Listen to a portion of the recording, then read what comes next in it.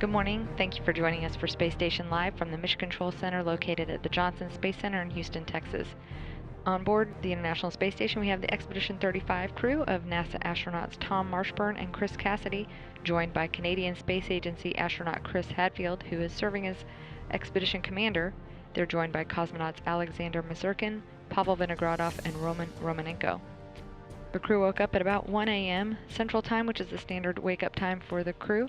They usually have a few experiment sample collections and then some personal time for hygiene and breakfast before starting their tasks of the day. Some of the first activities included some data collections for Commander Chris Hadfield, who is participating in the Energy European Space Agency experiment. That is the 10-day experiment run that documents and studies the controlled diet and measuring of the oxygen intake of the crew members. This is the first of a 10-day run of that experiment. He also will be taking questions from students that will be part of a Canadian Space Agency education event partnering with Yuri's Night and TELUS World of Science in Edmonton, Alberta, Canada.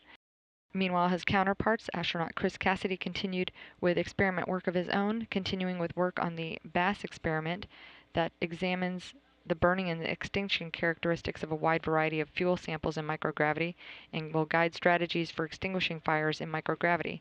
The results from this study will contribute to combustion computational models used in the design of fire detection and suppression systems in microgravity as well as on Earth. Cassidy will also work on space station spare server laptop work as well as some exercise sessions. He's also allocated for about an hour of continued adaptation and familiarization time aboard the International Space Station. Fellow astronaut Tom Marshburn worked on the water processing assembly software update and also resumed some work with Robonaut, the first humanoid robot in space. Today, he powered up Robonaut so that the ground team could work with the Robonaut to perform some tasks on the soft good box and also conduct some additional movement checkouts. That will be continuing throughout the crew day, and later Tom Marshburn will power down Robonaut and stow it. He's also working on changeouts of the recycling tank for the Regenerative Environmental Control System as part of its periodic maintenance and performing software upgrades to the water processing assembly device. Astronaut Marshburn will also work with Chris Cassidy on some maintenance for the Advanced Resistive Exercise device. They'll be completing some cylinder maintenance for the flywheel on that exercise hardware. He'll also collect some data collections for the NanoRacks research.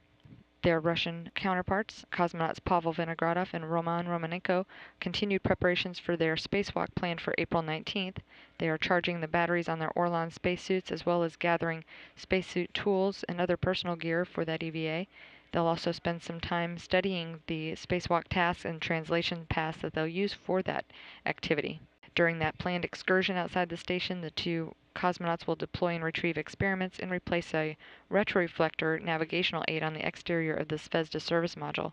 That will be later used by the European Space Agency's ATV, or Automated Transfer Vehicle number 4, when it approaches the station for its docking in June.